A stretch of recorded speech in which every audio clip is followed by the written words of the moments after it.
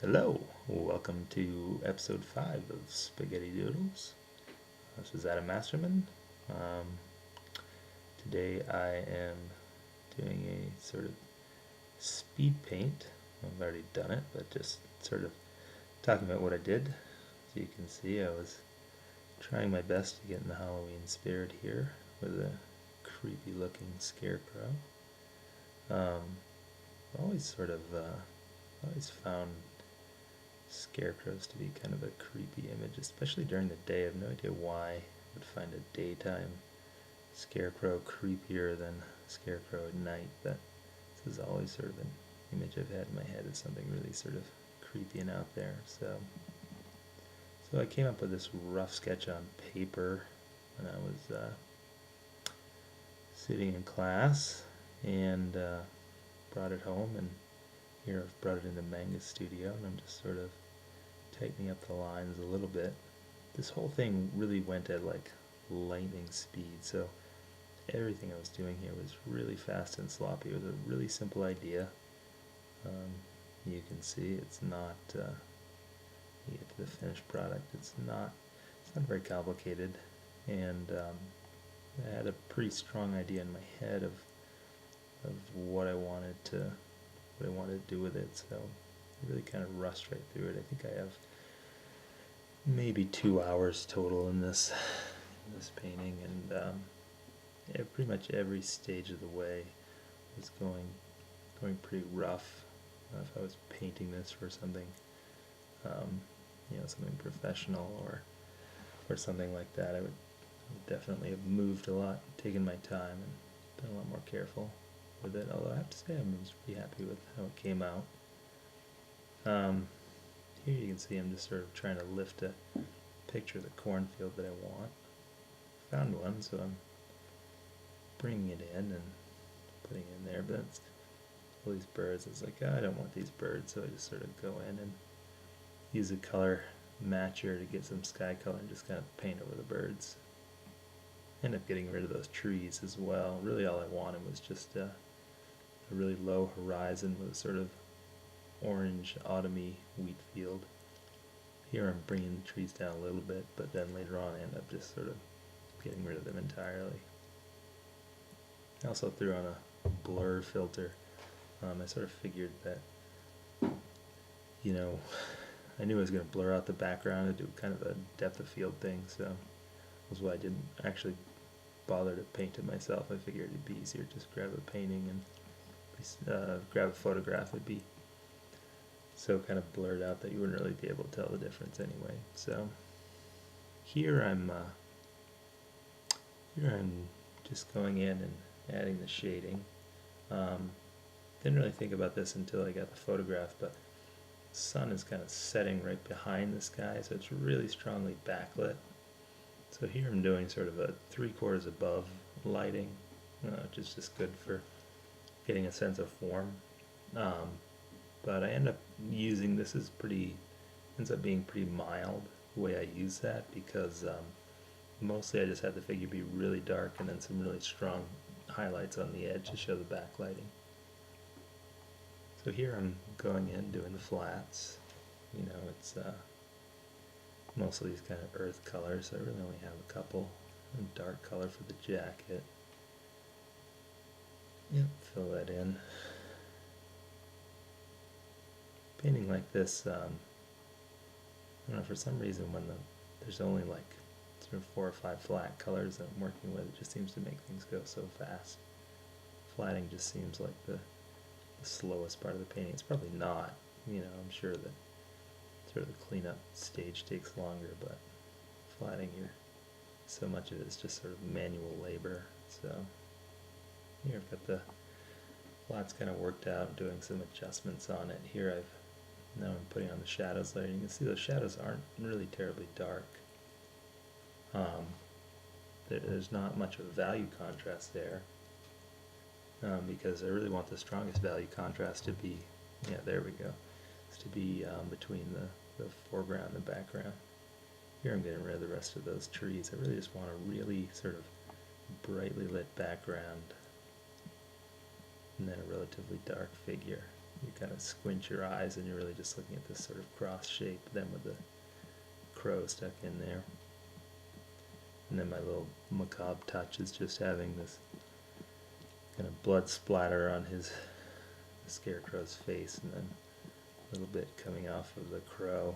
They're sort of like partners in crime here. So here is sort of the rough version, just sort of colored out in different layers. This is sort of my background, and now I'm going in and actually starting to paint this image. I've done everything I've done with the adjustments and stuff. It's just to get everything sort of 90% where I wanted it, and then now I'm going in and sort of actually, painting on top with a brush, a new layer on top, and doing sort of the final paint. So it's just kind of a quick way. It's more of a, it started out, it's more of a coloring process, so you color an image for like a comic book page. It's the way I do it. But here I was just using that as a fast method for me to get sort of a rough approximation of what something's going to look like in full color. I'm just sort of using that so I can then I can go and paint on top of it, and most of the 90% of the colors underneath are the way I want them. Here I'm painting the straw kind of coming up through. And so this a little bit of light on the right on the top of his lower lip. It doesn't seem like much, but if you look at the final painting, I found that was really added a little bit of volume and dimension to this otherwise really simple painting. Trying to sell it mostly just on this sort of expression that he's got, this kind of Tim Burton face drawn on there. It's definitely, I looked at it after I drew it and I thought, well, this could either be Jack Skellington or something that Scotty Young drew. So sort of maybe if I'm right in the middle, I can sort of split the difference between the two. So there you can see my sort of frantic brush moving around. I'm doing a shadow layer on top to kind of, sometimes you want a whole area to be darker, so I'll throw on a multiply layer on top and just sort of brush in some shadows that didn't get there in the original. And go ahead and clean up those buttons and the shape of the jacket. Try to, like I said, I wanted this mostly to be painted, so I'm kind of painting over the line work for the most part. Didn't do a great job of this. Like I said, this is done really quick, so a lot of the pencil lines from Manga Studio are still there. Start blocking in the bird here. This is your basic painting technique. You're looking at planes, and you can color sample from the different areas of color and sort of just define it as a light and dark planes as opposed to colored in lines. And then of course clean up all the sort of scribbles and whatnot that are coming out from my sketch drawing. Trying to make the blood sort of shiny and kind of looks like costume blood. It was hard to get that touch. Blood is really dark, I think, when you see it real, and I wanted it to be red enough that you can sort of tell what it is. I think the trade-off ended up looking like maybe they'd gotten into the raspberry jelly or something. I don't think my style's ever really going to pull off something that's sort of truly frightening looking, so it's sort of my best approximation of that for Halloween.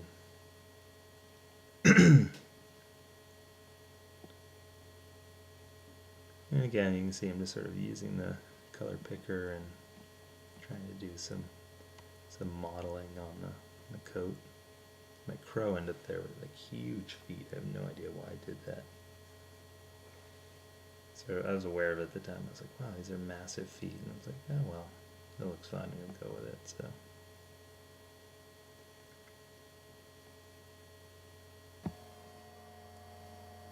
And at this point, I don't know, I have this sort of strange pause in my video. This is sped up, so this is like a long pause. This is like 5 minutes of doing nothing. Oh, there we go, now I'm working again. No idea what was going on there. Probably went to the bathroom or something and forgot to turn the camera off, but now I'm finishing up the cleanup. This is pretty straightforward. Everything I'm doing, this is like, realize I'm not being very sort of descriptive in terms of technique. This is really sort of simple stuff. I'm just kind of going over the top, and it's all just one kind of medium soft brush. You know, nothing fancy in terms of layers or anything like that. Again, partly because the image I've done stuff that uses a lot of layers and it's more complex, but this is really close to kind of a speed paint. And there we go. That's a finished image. Thanks for watching. You can check out the actual painting at my DeviantArt site. I'll try to put the link in below. And hopefully I'll have something new for you soon. Thanks.